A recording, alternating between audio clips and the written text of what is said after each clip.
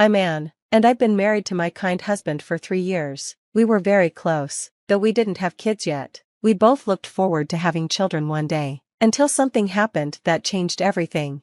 Let me tell you what happened. My husband was always kind to everyone, not just me. My parents loved him, too. I also had a sister who worked a lot. My husband got along well with her, even though she focused only on her job. But then, suddenly, my husband's work got busier. He started coming home late and even worked on his days off. He seemed to have a new team to manage and was always on his phone talking to them.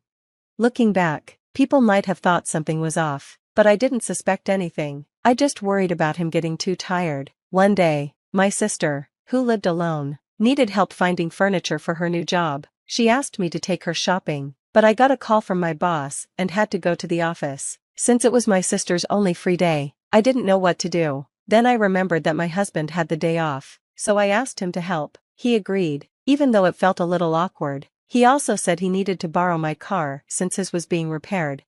I was grateful and went to take care of work. It was the first time my husband and my sister were out together, so I wondered if they were doing okay, if they found the right furniture, and so on. When I finished at work, it was dark, and I pulled out my phone to call them and plan dinner. That's when I got a call from an unknown number.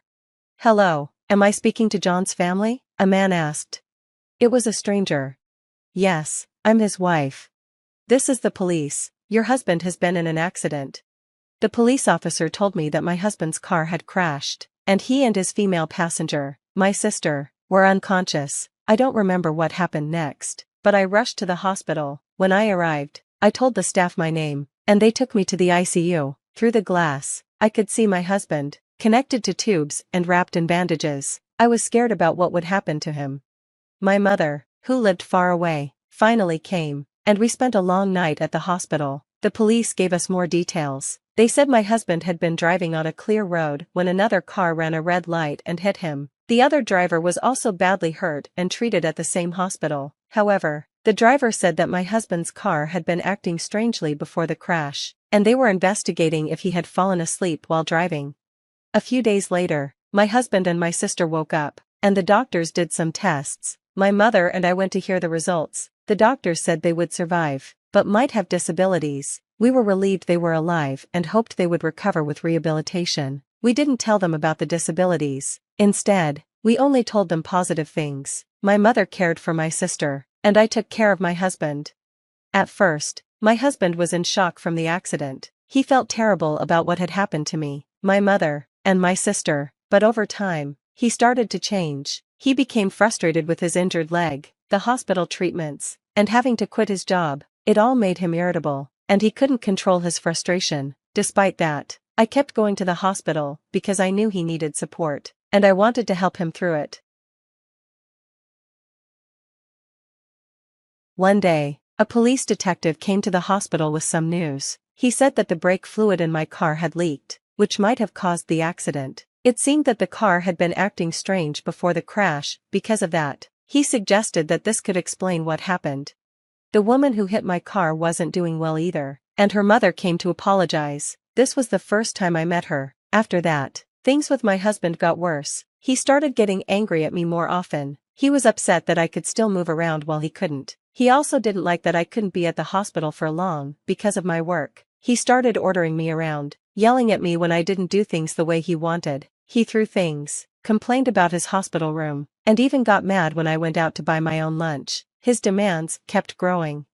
I felt bad for him, but I had to work to pay the bills, and there was a lot to take care of, like dealing with the police and talking to the hospital. I didn't even have time to relax. My husband's attitude was becoming too much to handle. It was clear he was feeling trapped. My sister seemed to be in a similar situation, and my mother was getting more and more tired. I even heard that my sister was asking my mother, who didn't have a job, to do even more for her. When I couldn't visit the hospital, I heard that both my husband and my sister were told they would be paralyzed even after rehabilitation. Then, I found out about the brake fluid leak in my car. My sister said to me, "I heard your car had a problem. You're the one who was supposed to take care of it. I can't work, and I can't get better because of this. Mom is tired, and your husband is the same. You're going to have to take care of both of us forever."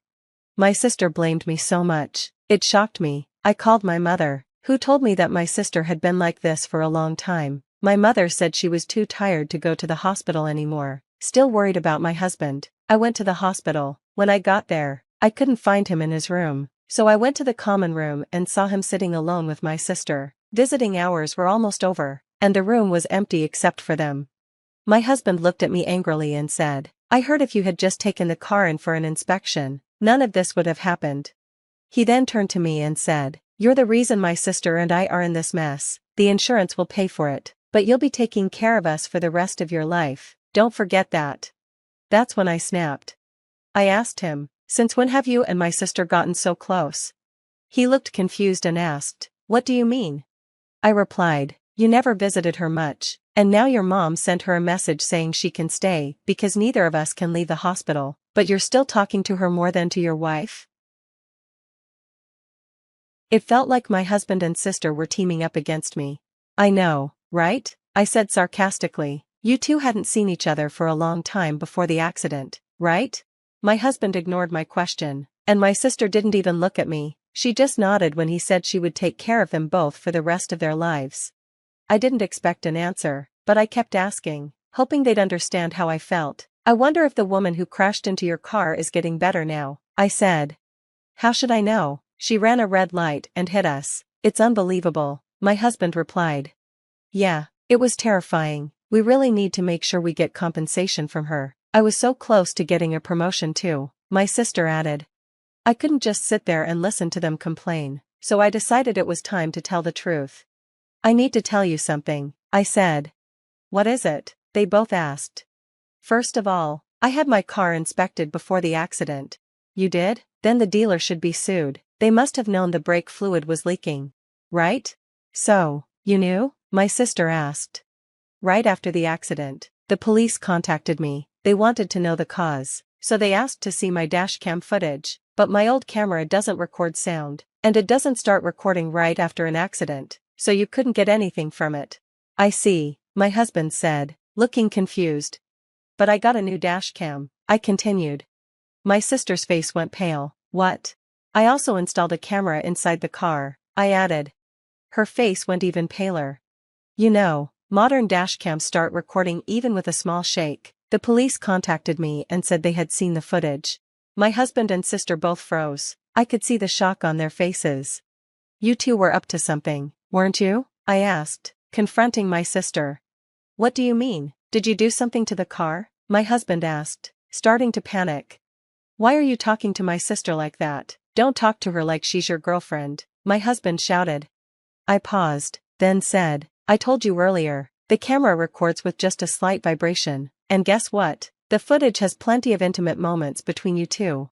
I couldn't believe it when the police asked if my sister was in the car with my husband. My husband's face went pale. "You were having an affair this whole time?" I said. "You were both lying to me."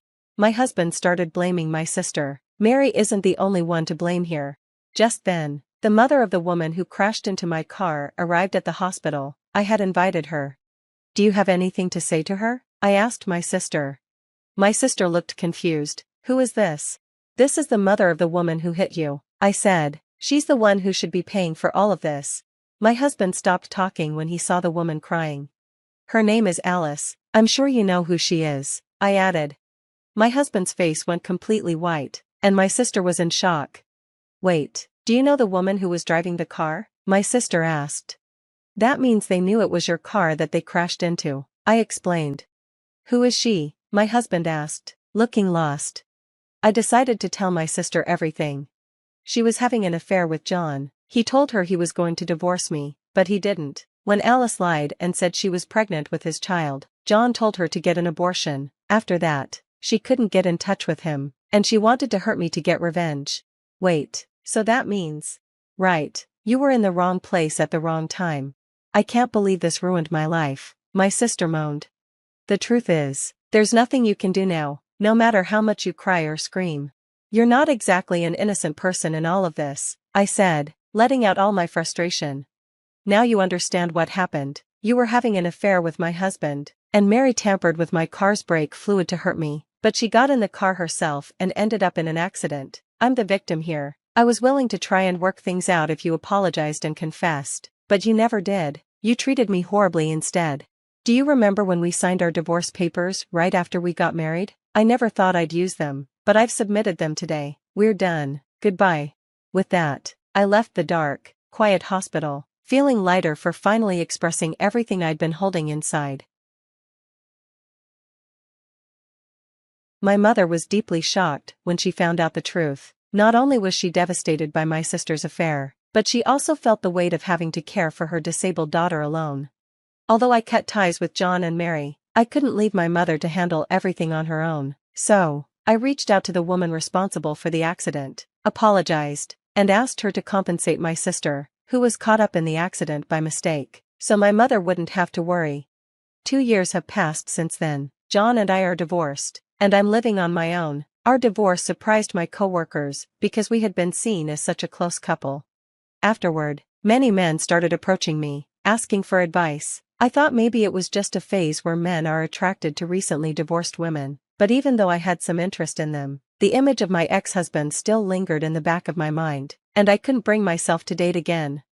Instead, I focused on my career. I studied hard for a certification exam and even enrolled in an online business school after work. When I was married, I never imagined I would want to do something like that. I had never envied my sister, a career woman, and never thought I'd want to be one, but here I was, naturally working toward that goal. Life is strange, I thought.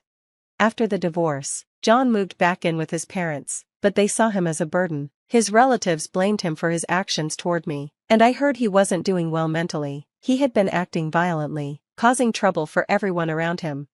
My sister also moved back home, but she became mentally ill and continued to act selfishly. My mother, exhausted, used my sister's savings and the accident compensation to put her in a care home. She had asked for my opinion, but I didn't oppose it. I told her she could do whatever she felt was best. If I hadn't realized what was going on, I would have spent my life as a slave to both of them. I'm glad I woke up when I did. I passed the certification exam I had been working toward, and I was transferred to a department where I could use my skills. I became close with the teacher from my online business school, and we're soon to be married, not to someone who's just kind to everyone, but to someone who's very kind to me. When I come home late from work, he makes sure to come home early to prepare dinner for us. I cherish this small happiness. Those are the thoughts I carry with me as I head home to where my partner waits for me.